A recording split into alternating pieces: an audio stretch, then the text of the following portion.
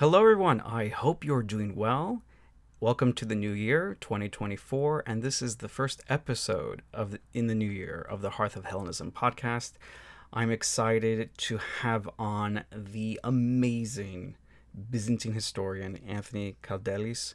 He is prolific and just amazing in terms of the wealth of knowledge that he has on tap. It seems like you can just talk to him and it's just the stuff just comes out and it's mesmerizing, and it is just so he's just so full of knowledge and history and insights. It's just great to talk to him.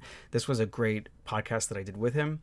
Anthony is the author of many books, and when I say many, I really do mean many. His most recent book is The New Roman Empire, A History of Byzantium.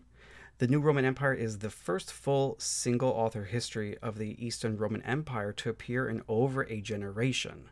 So if you're somebody who is interested in the topic of Byzantine history, go pick up a copy of this book. I really do recommend that.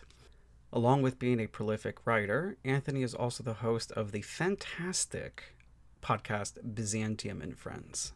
I highly recommend you also subscribe and listen to his podcast if you're looking to explore the topic of Byzantium. My conversation with Anthony today is based on a chapter that he wrote and contributed towards a recent book that came out called Is Byzantine Studies a Colonialist Discipline? Our conversation really focuses on the relationship between West and East, being Western Europe and the Eastern Roman Empire that they later labeled as the Byzantines, and then that conflict, that relationship. We focus on anti-Greek sentiment in Western Europe, where it comes from, the history of that, and particular manifestations of the anti-Greek sentiment.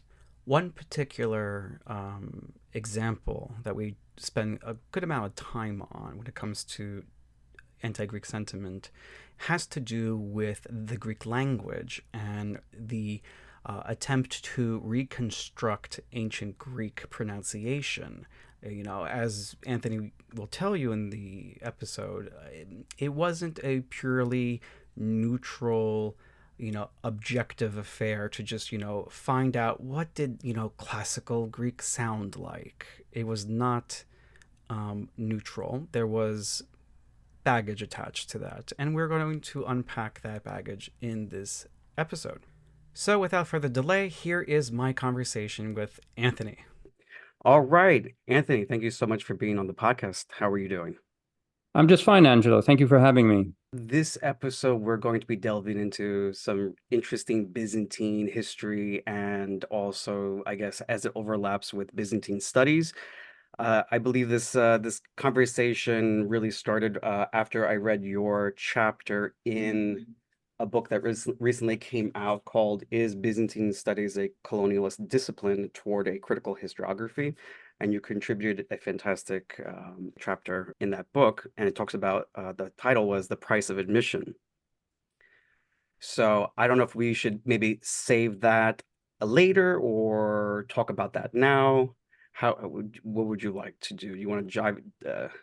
Well, I would like to ask you first what you made of the volume as a whole, and in particular, so talking about colonialism and post-colonial critiques and so forth is a rather esoteric sort of academic way of talking, and so I was just kind of wondering what you made of it.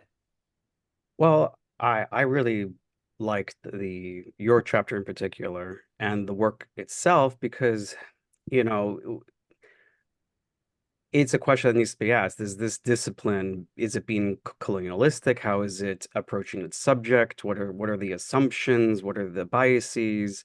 How is Byzantium and the Byzantine history, how is it viewed from a Western European perspective? Right. So that's one perspective. And for many people, that's a very important one, even dominant in the way they sort of look at the subject matter. And I will say that it does inform a great deal of my research too. That is, seeing how Byzantine studies has evolved within Western European thought as an academic discipline. It's a Western academic discipline for the most part. in order to mesh with, promote, or serve sort of Western ideologies. But there's a flip side to it, which is where you see Byzantine studies as it were, the colonizer rather than the colonized, right? So within Byzantine studies, there is a kind of hegemony of, say, Greek, like when it comes to language and literature. And so when you talk about Byzantine literature, that's usually means Greek, even though a number of other languages were spoken and some of them written Mhm. within the territories of the East Roman state.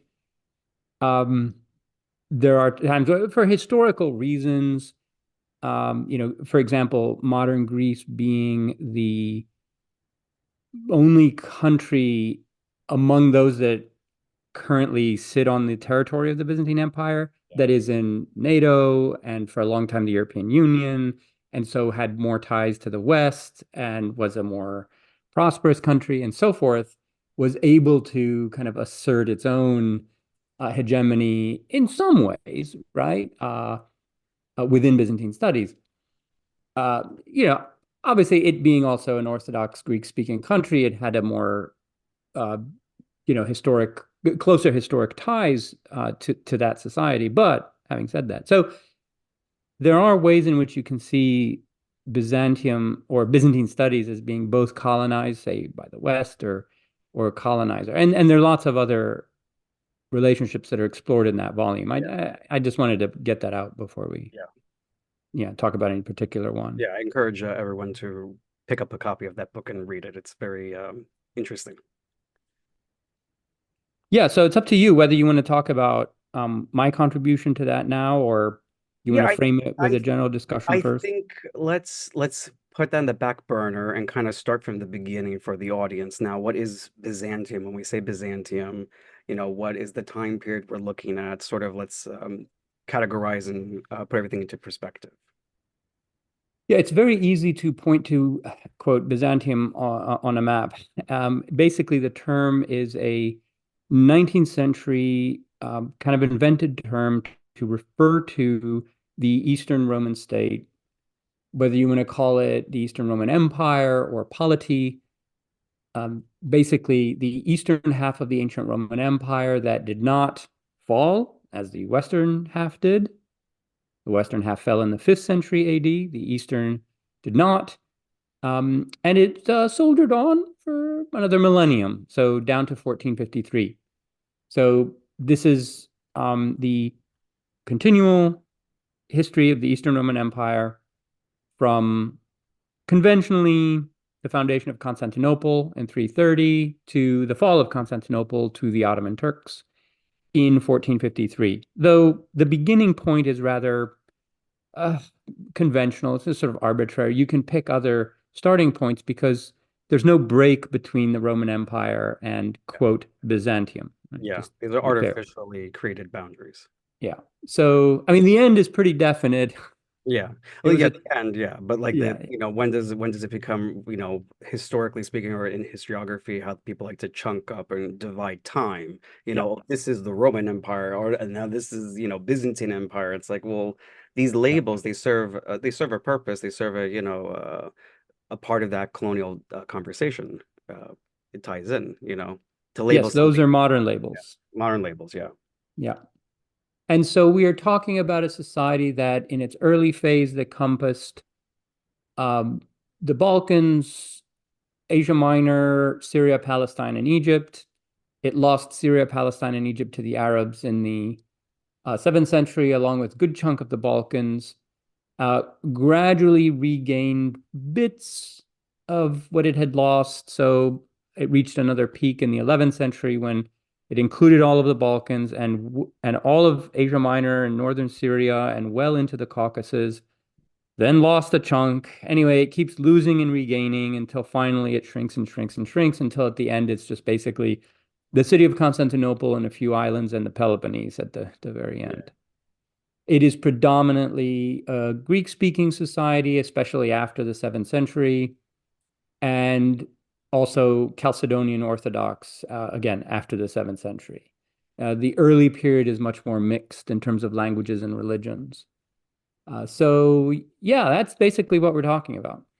Particularly in the conversation we're going to have today is the Western anti-Greek sentiment and how this ties into the idea of Europe and your chapter in the book. So I guess we want to start with how do we define what is Greek rhetoric and where does this originate from? It originates in ancient Roman perceptions largely. Hmm. So, as your readers or audience may know, so readers is a is a habit of someone who writes a lot. Um, anyway, as your audience will know, ancient Greece was conquered by the Romans. It took a long time. And Romans had this very complex and mixed relationship to the Greeks and Greek culture. And so we have to keep these both in mind for even for the story that we're talking about today.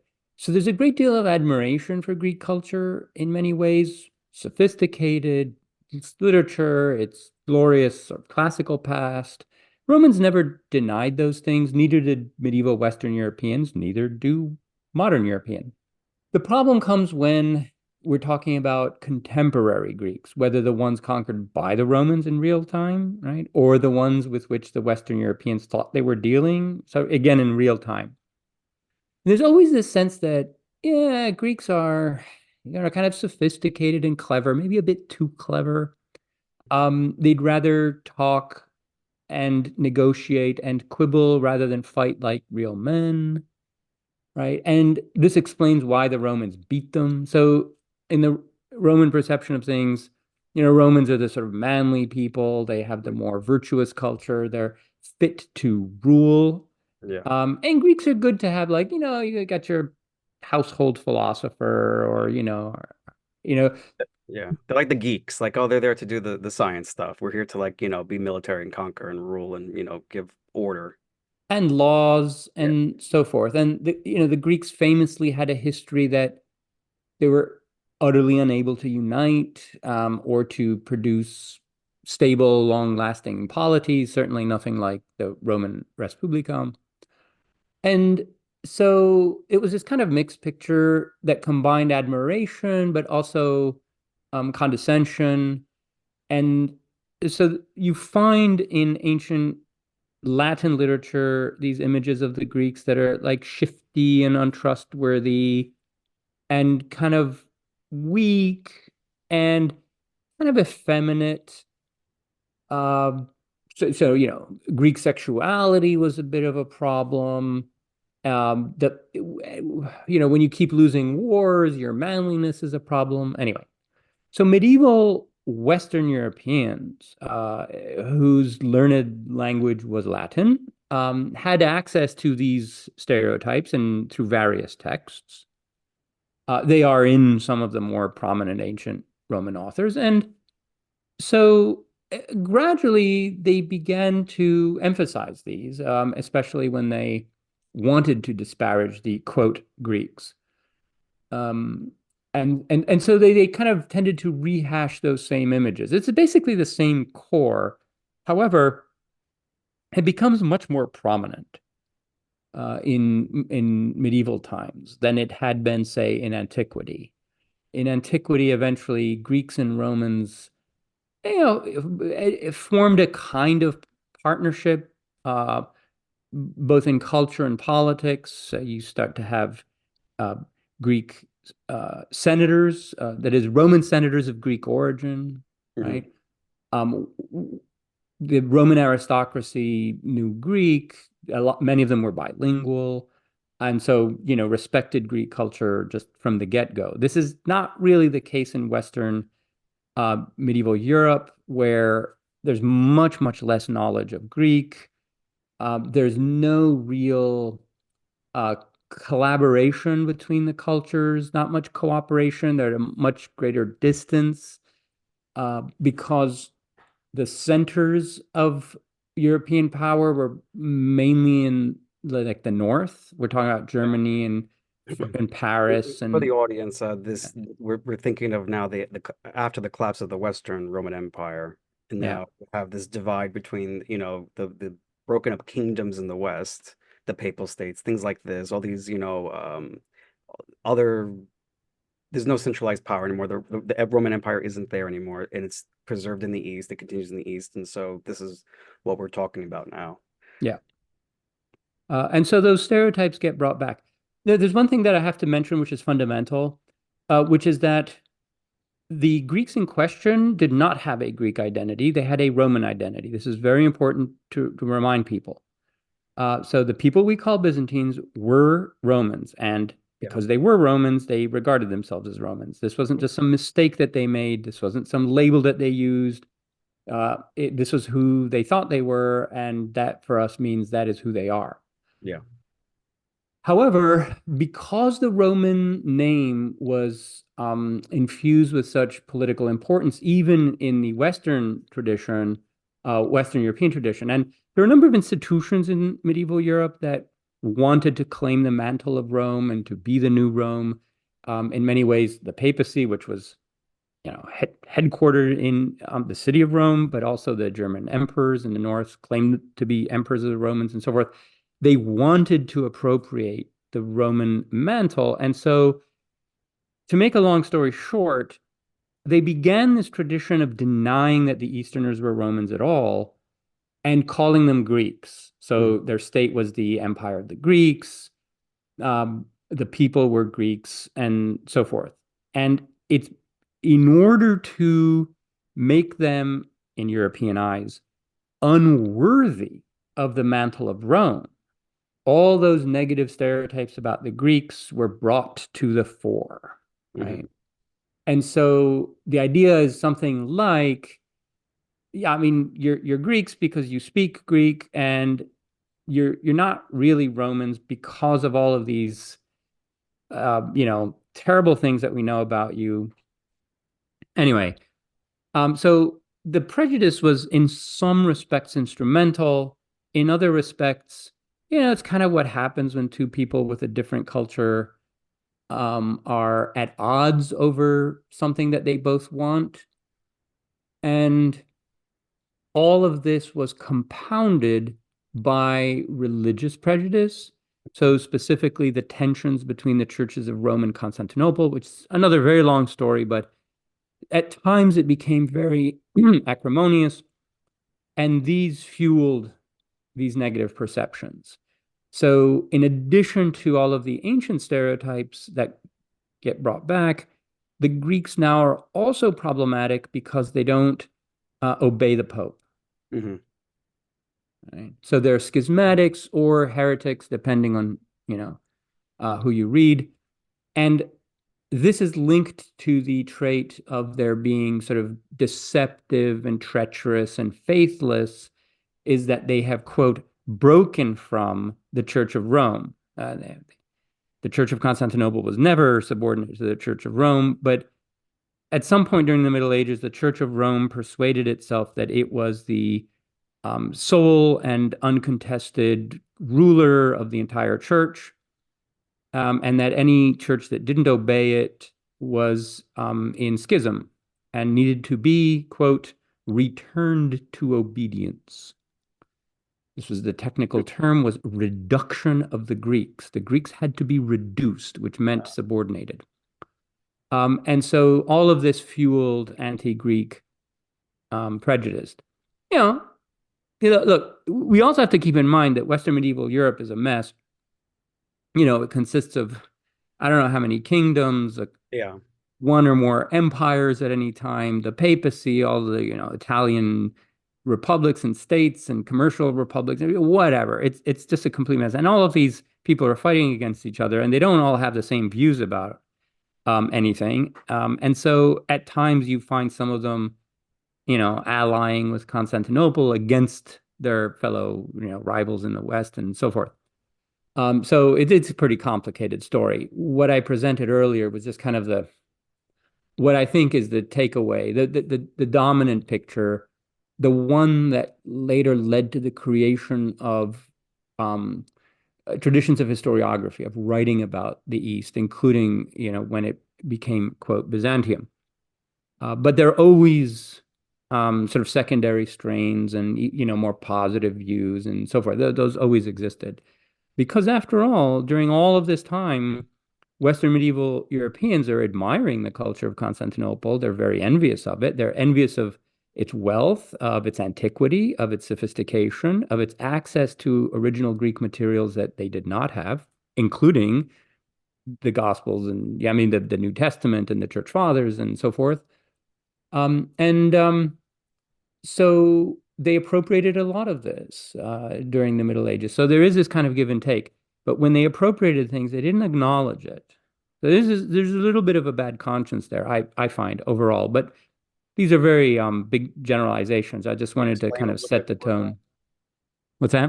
Can you explain a little bit more of that? Expand on that. Which part? The bad intention, or there was no acknowledgement.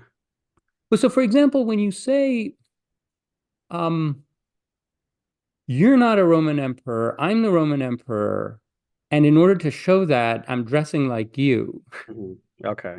It's weird, Yeah. right? Um, or I'm using your Greek title Hmm. sometimes, right? It's just I don't know. It's an awkward situation. It's like, well, I've been here for quite some time, and you've shown up now, looking like me, dressing like me, trying to like, it's like, like there's an imposter here, and it's like, what's going on?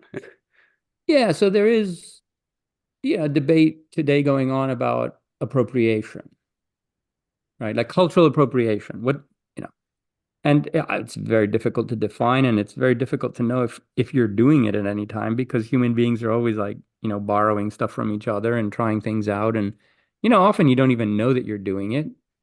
Idea, a practice, a thing, enters your own, Yeah. life story, and after a while, it's kind of your own. Now, when you're doing that, however, so in a very specific way, and this is the relationship that I'm describing, when you're taking something from another culture and simultaneously disparaging that culture and not saying, by the way, I'm taking that from, yes, I find it very useful.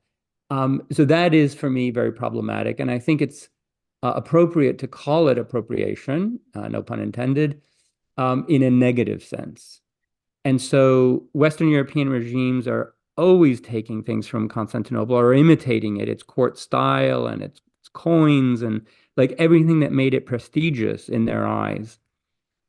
Um, they're trying to imitate it because remember, they don't necessarily have a kind of direct access to antiquity. They're not like reaching back through like antiquarian research Hmm. to find out how things were done in the ancient Roman Empire and to do it that way. Most of the time, when they're saying, well, we need to sort of accessorize a little bit more like Romans, how do we do that? Well, we'll just look at the people who are, who are descendants of that tradition today, and that's Constantinople. I'll give you another example with literature, specifically Greek Christian literature. So when Western Europeans, and there's a famous one in the ninth century named Anastasius the librarian, who's a native of Rome, and he learned Greek somehow. We don't know exactly how. Um, he starts translating Greek Christian texts into Latin on the theory that because the Greeks are religiously deviant, these texts don't really belong to them anymore. Mm. They belong to us, the sort of Latin Catholics. They're our texts. And so we have to take them, quote, back, Yeah. right? So it's these processes of taking and justifying it in that way through disparaging the other that is this very common pattern in the long term of the relationship. I s- I see this behavior currently today in certain areas of life. We can probably talk about that later. That's No, go on. I mean, this is the moment. So well, like just what you said about like, oh, they're not doing it right, they're deviant, we're reclaiming it or we're taking it back because we're the rightful people. I've seen that within so in pagan context of neo-pagan circles, stuff like that. Westerners will say, I've heard them say, the Greeks got rid of their gods and they can't set any They it's hard to say, like they when we some of us will put opinions forward that are, well, based on the sources, based on this, or, we would appreciate if you didn't act like that towards us when we put up healthy boundaries concerning how we are engaged with. People will respond negatively about, oh, well, you don't really deserve that. You're not really Greeks. They'll bring out the anti-Greek sentiments. You're not really Greeks. You're just, I've been described as a Balkan bastard. Wait, Um, hold on. So when you're saying Greek here, you're not really Greek. Do you mean that in a religious sense or in an ethnic sense, or Um, even worse, a racial one? I really don't know how these people use it polemically, but they will try to deny the Greekness. I don't know if it's like this, Enlightenment era, sort of like, oh, you're not really the descendant of them. I think they will make it a racial thing, which I'm not interested in. I'm not interested in defending that sort of position. It's just that this is what they will say to us or say to me particularly. Right. It basically, my point is that people get very dismissive and try to find ways to sidestep people like me or other Greeks who are involved in these sorts of topics and have an opinion, or when we object to being abused or appropriated from, or just when there's polemics, this is just polemic stuff. They will throw out the anti-Greek sentiments. They will throw out all sorts of mental gymnastics. Like, for example, like, oh, you guys conquered the entire world and it's everyone's now, and you can't, you just have to accept it. It's quite interesting. I'm like, well, you go back to Alexander as justification for XYZ things you want to do in your behaviors, but what about, the history afterwards? What happened? Like, can we talk about the Crusades? Can we talk about medieval, anti-Greek sentiment and the construction of the idea of Europe, and then how we were casted as this, foreign, strange, oriental other. And it's just like there's a lot more history that people don't examine. People just like to pick the history they're familiar with in order to construct their narratives that suit their agenda in their in what they're doing. So like in Western Europe, what you just said about um oh, these Greeks are deviant, these texts aren't theirs anymore. It's really ours. That mentality from back from like the Middle Ages is still around. It's really Oh, interesting. yes. One quick question. So when you say people say this, are you talking about A, like scholars of the topic in question, that is PhD Yeah, no, professors in universities, yeah. or are you talking about like people who engage in debates over this in the internet? Which of the two? It's not the scholars necessarily. The scholars, they do engage in it in a very, they do it in more interesting way. They're more sneaky, some people, especially when it comes to the language aspect of things. We can get to that. Yeah. But even, these things that might at the academic level that it might be winked at, for example, people, as it trickles down into society, it's more out in the open, and people are not so, Sure. what I mean, So, with their words. They're more just blatant with their, their distaste for us, and not wanting to listen, or what do we know? We're just, ignorant people and we don't know anything about our history. They tried to paint it that way. sure. So in a certain sense, it's understandable why this is happening. I'm not justifying it, but so Europe and later the West Yeah. um, invested a great deal in establishing this relationship with ancient Greece, Yeah. which right is considered sort of one of the pillars of Western civilization. And in fact, these kind of weird genealogies of Western history have been constructed that run from, well, a little bit Mesopotamia, a little bit Egypt, but then really wham, Greece, then Rome, then the Middle Ages, right? It's this genealogy that moves toward the westward as it moves forward in time. So that the current people living in those places Yeah. at some point gradually fall out of the picture as they become less useful to the Western genealogical narrative, right? So the Iraqis and Egyptians fall out pretty early, like, right? Like you might say, Yeah. well, like in surveys of Western history or civilization or whatever, as they're taught in courses in universities or in textbooks, you will find Egypt and Mesopotamia sometime. And you kind of wonder, well, at what point do those people fall out of that history? Yeah. Yeah. Then you look at the Greeks, and at some point they fall out of the history. It's probably after Alexander, as you said, or something like that. At some point, the Romans kind of fall out of that history. Like even modern Rome, like or medieval or early modern Rome is certainly not part of that genealogy. Modern Italy is not like a pillar of Western civilization or something like that. And it's anyway, it's an odd asymmetrical just combination of times and places. Now, having said that, the claim is established. And so, yes, so now Greece is part of Western history. And then you're faced with this pesky problem that there's still Greeks around. And now you don't know what to do with them. Like for the most part, you just ignore them because they're just not part of the story. And you can say, yeah, Greek history and Greek literature and it's in very rare context that one might ask, oh, did you mean ancient Greek? Do you mean modern or Greek? Or what kind of Greek do you mean? And then they might say, oh, but I mean ancient. Mm-hmm. Right? So you have a context where someone can write a history of Greek literature, a history of classical Greek literature, or a history of ancient Greek literature. And there's all the same thing, like it refers to antiquity. Yeah. Or you can have a book that's like a history of Greek poetry that can go down to the present.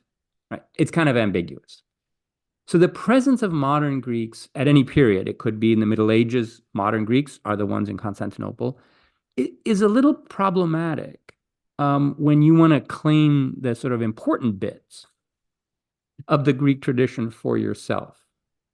Yeah. And this happens. Now, on the flip side, right, there's a tension in this question, like even in Greece. So I'll tell you what I mean. So I grew up in Greece, and in school, we kept being told that Hellenism, which means mostly classical, but also, its extension to the present, because when you're in Greece and you say Greeks, you're not just referring to the ancient Greeks. Yeah. It's theoretically one story. Hellenism is a universal ideal, right? We quote, gave it to the rest of the world, right? It is a human, it's a transhistorical human ideal. Everybody has access to it. It's not exclusive. It's something great that the Greeks did for everybody. Mm-hmm. Well, this establishes a claim that others can have to it, in other words, right? Like you're giving them the right to say, okay, well, if you gave it, then I have it. Yeah. And maybe I can be grateful to you. Okay, but it's still mine. I still have it. Right. And here attention kicks in because I'm not entirely sure that, for example, Greeks fully believe it. In other words, if you were to say to someone like in Greece, okay, we'll just take a foreigner, let's say they love Greek things, they learn Greek, they come to Greece, they live as Greeks. Do they become Greek? And there's like some hedging and hawing about that. Well, yeah, I guess, whatever. Well, that happens to be my mother.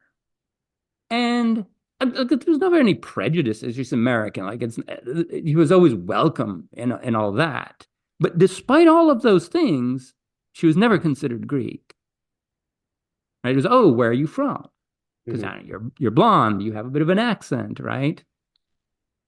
And from childhood, I was aware of this tension because of that. It's like, wait, at school, I was told that Hellenism is like a matter of ideals and learning the language, and it's something that everybody can, whatever. But then it was always like the more narrow ethnic conception. Mm-hmm. You see what I'm saying? Yeah. I think it's more of a modern phenomenon, that dichotomy or that tension, that give and take.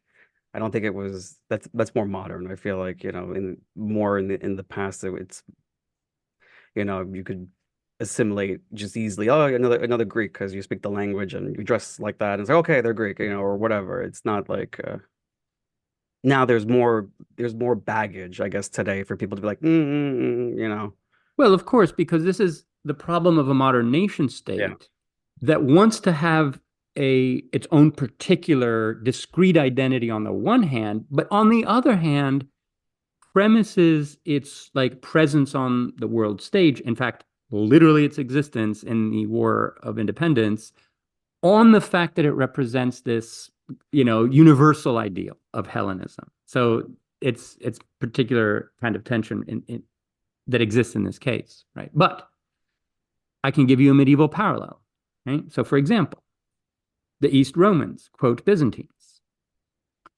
they had a similar kind of universal ideal that, in theory, all people could accept and embrace, and this was Orthodox Christianity, right?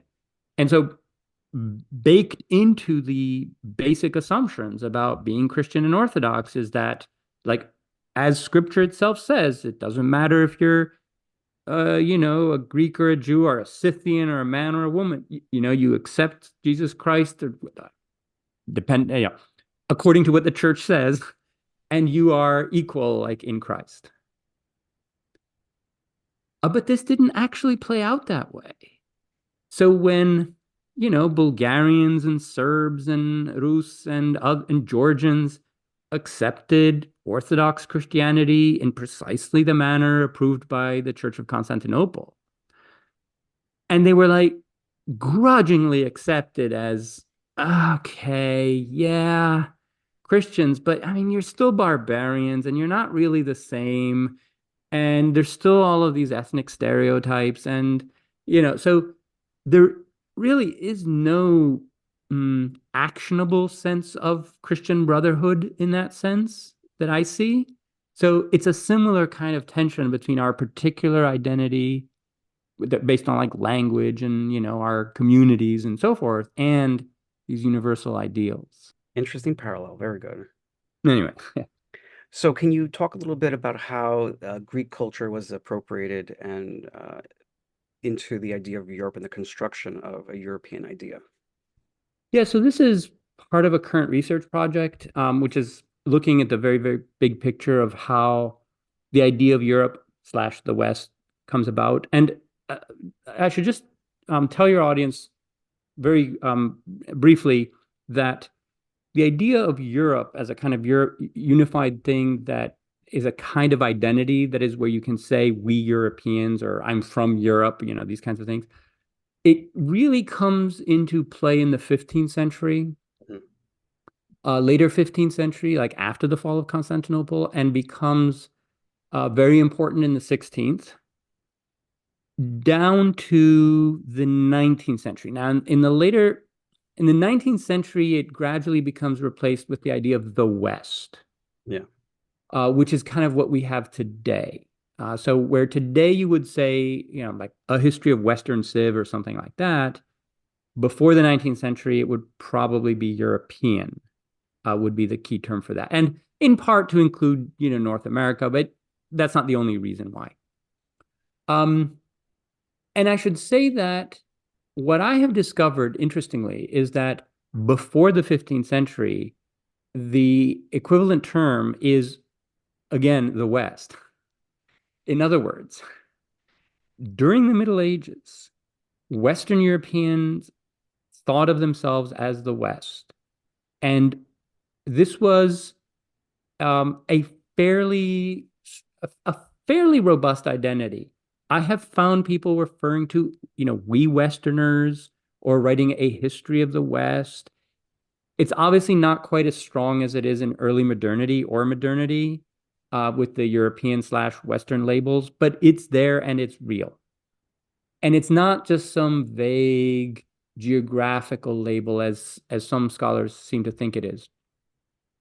And in fact, its origins are they go back to the division of the Roman Empire in the late 4th century, and in particular, the division of the churches. So Western writers were just over aware of the fact that they represented the Western Latin half of a former empire and of a unified church, and that there was an Eastern part too, an Eastern empire, which was still around, and an Eastern church, which was the Greek church. So the West was always the reason why the West calls itself the West is because it's in contradistinction to the East, which is the Eastern Roman Empire and the Greek Church. Like that's why it exists. And I say this is interesting because um, most civilizations don't decenter themselves in the names that they give to themselves. Like they're usually in the center of Yeah. things. Yeah. So it's odd that the West calls itself the West. Yeah. Even and West and East have no center. Yeah. It's just East and West form Correct. like a complementary duo. Okay. Um, so in this process of forming a kind of coherent Western European identity, whether it's Western or European or both, we'll just, for the purposes of this discussion, we'll treat those as kind of equivalent. Greek things occasionally played a very important role. Greek as understood in the West. So one I mentioned already, which was the translation and appropriation of very important Christian texts, right? After all, Christian doctrine formed in the East. The main church councils were all in the East. The main theologians were in the East. All the major church fathers were Greek speakers. And it gnawed at the Western church, right? That it had to claim as the source of its orthodoxy Eastern Greek texts, while at the same time condemning contemporary Greeks, that is, the religious heirs of the ancient patristic tradition, as heretical and deviant and so forth. Mm-hmm. So this was a bit of a problem. And it's one of these cases where they explicitly understood this and they developed this whole theory that proper religion had emigrated from the East and the quote Greeks to the West at some point, because not only were the Westerners more manly warriors on the battlefield and so forth, but they were also more properly religious and Mm-hmm. better Christians than those Easterners who were all these, shifty deviants. And and so with a quote good conscience, we can just appropriate all of their stuff. So all the church fathers are actually Catholic, not Orthodox, Mm. right? Okay. Yeah. So that's one instance where the West sort of forms its identity, and there's some texts that talk about this explicitly. The movement or transfer of religious culture from East to West. Okay. And later they did the same thing with the classical stuff. So in the Middle Ages, they're not interested in classical stuff at all. But starting in the 14th century, especially the Italian humanists, they become very interested in the classical stuff. And so they start commissioning manuscripts and buying manuscripts from the East. And then you have all of these Greek scholars who are leaving from Constantinople because of the Turkish conquests. And they go to Italy and they're hired as Greek tutors. Mm-hmm. And so you have another movement of transfer, right? This is the transfer of studiorum, of studies, Mm-hmm. right? So not only so that the pedagogy in Greek and all the grammar and the dictionaries and the texts and the commentaries and all of the techniques of reading and interpreting classical Greek texts slowly pick up in Italy and from there eventually in the rest of Western Europe. And originally this was done at the hands of Greek teachers because like honestly, like the humanists did not know Latin Greek well enough to do this until the end of the 15th century. Mm-hmm. But this was lucky for them because by the end of the 15th century, the supply of Eastern teachers had kind of dried up, Mm-hmm. right? Because a lot of the institutions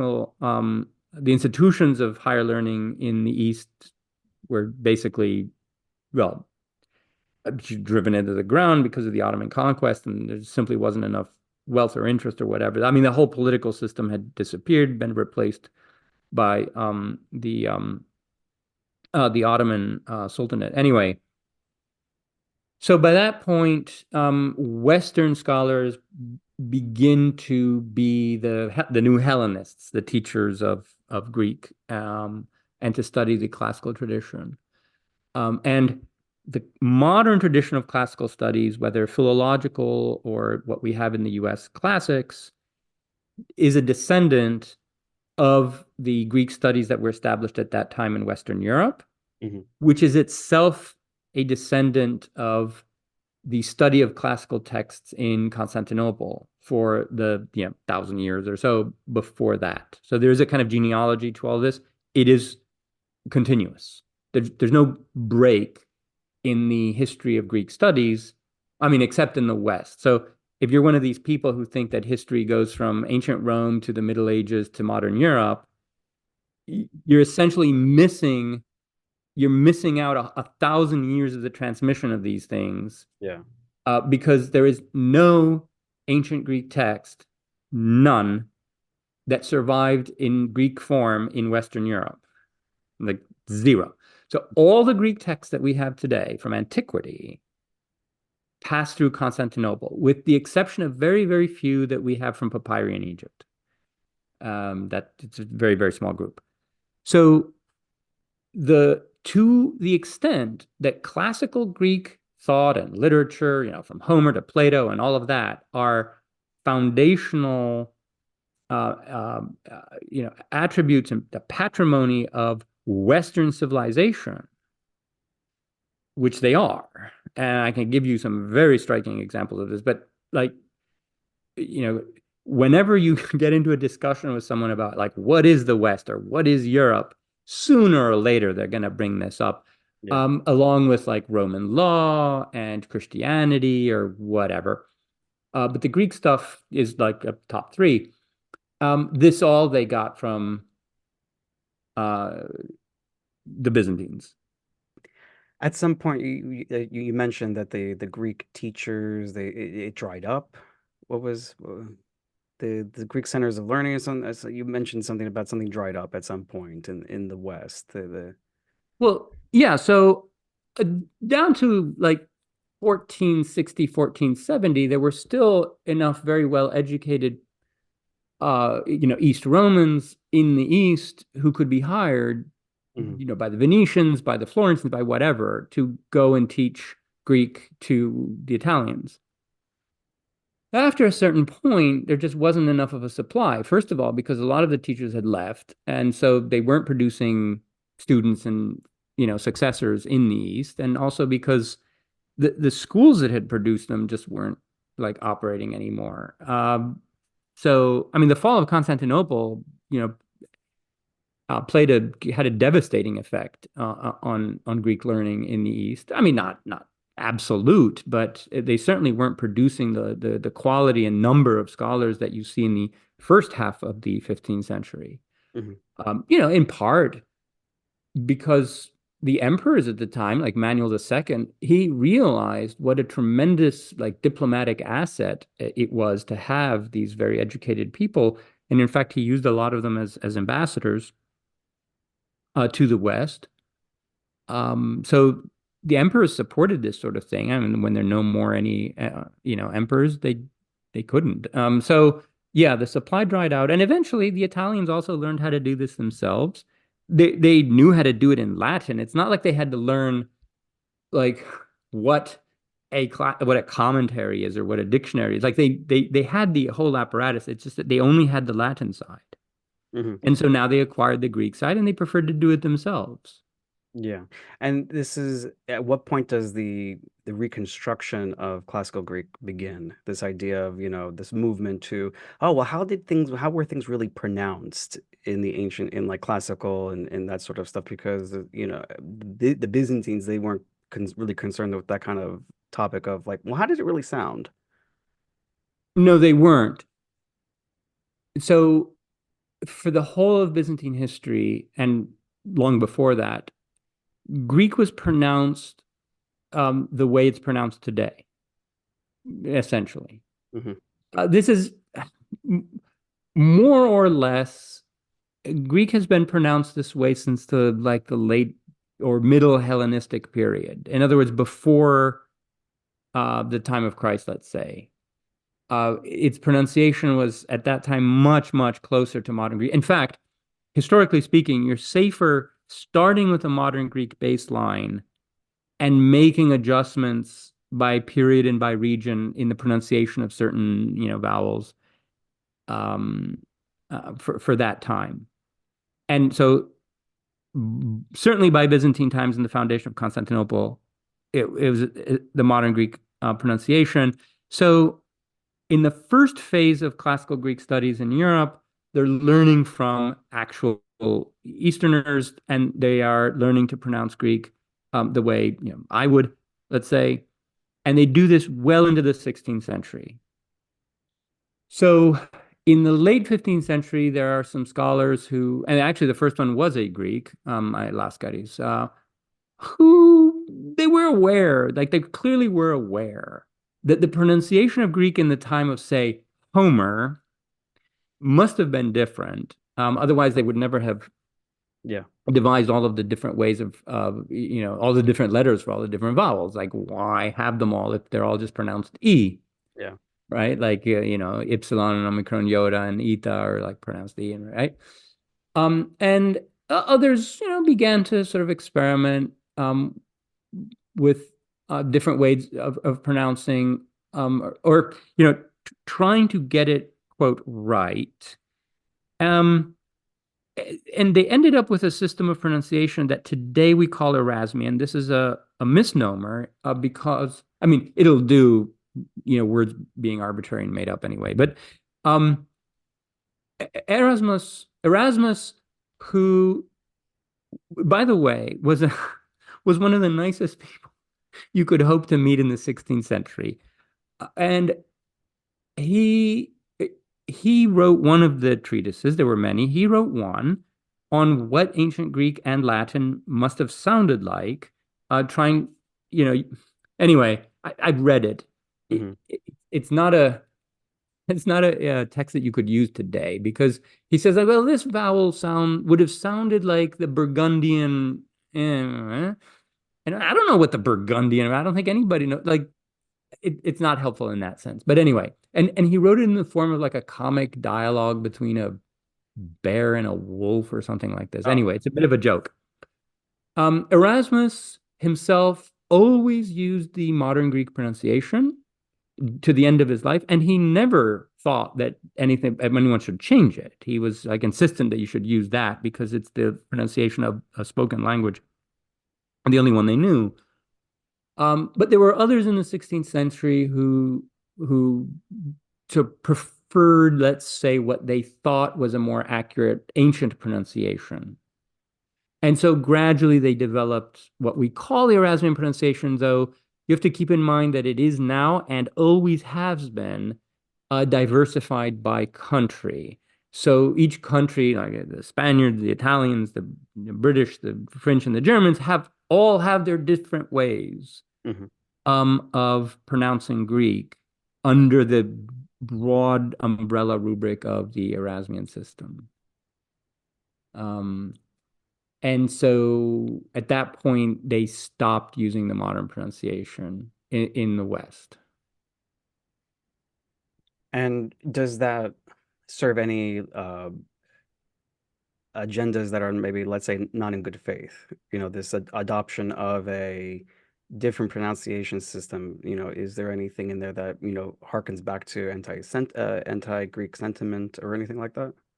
Oh, the treatises are full of that. Erasmus is accepted. Like I said, he was a very nice guy. But yeah, I mean, obviously the point here was not to just be accurate. I mean, none of them can be, since they're all so different from each other. And also, I mean, if your goal is to work on Homer, Aeschylus, and Pindar only, then maybe there's a point to it. Yeah. For like some hardcore philological whatever, or if you intend to do recitations or something like that. But if you're working on like the New Testament or imperial era prose, there it is a distortion. There's simply, we're not spoken that way.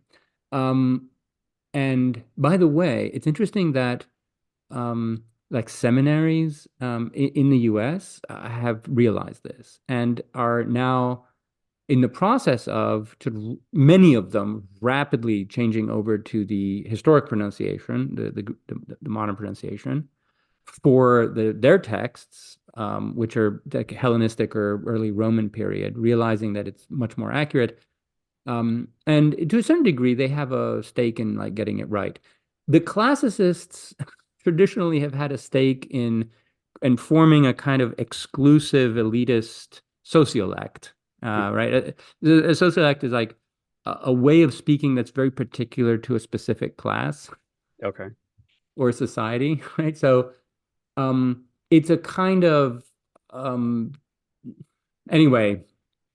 Like like in England, for example, like reading the classics and speaking ancient Greek was a sign of being educated, right? Or like upper class. Oh, Is that absolutely, yes.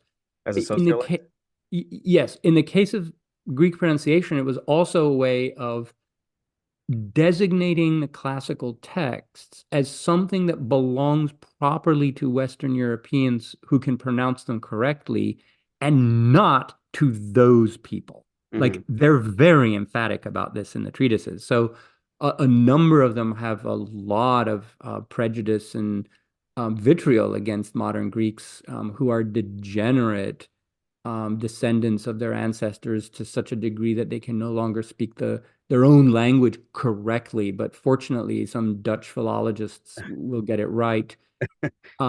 They even claim, I found one guy who claimed that the Byzantines had deliberately changed the way they pronounced Greek in order to confuse Westerners so that they would get it wrong and just like wild stuff.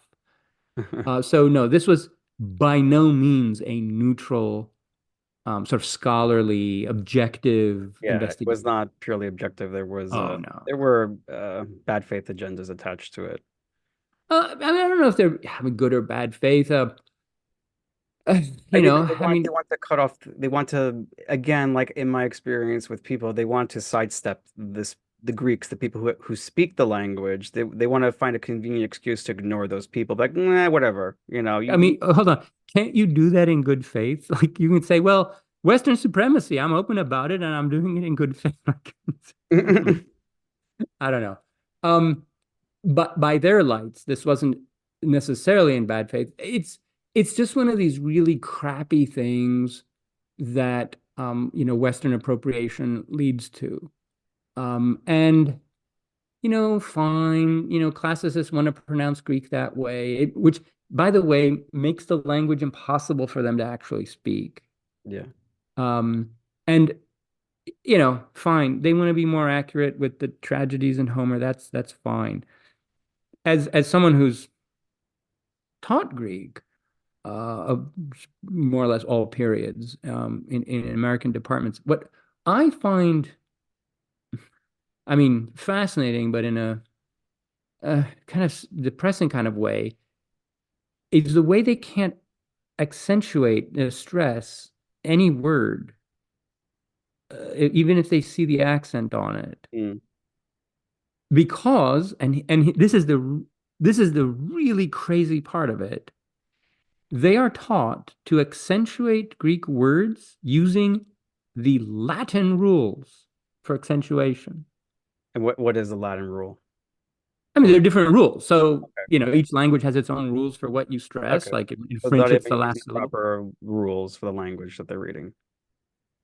That's right. In other words, I know of no other case where you have a language, it has the accents, and you are told, literally, you are told, disregard the accents and use the rules from a different language Hmm. to pronounce the words in this language.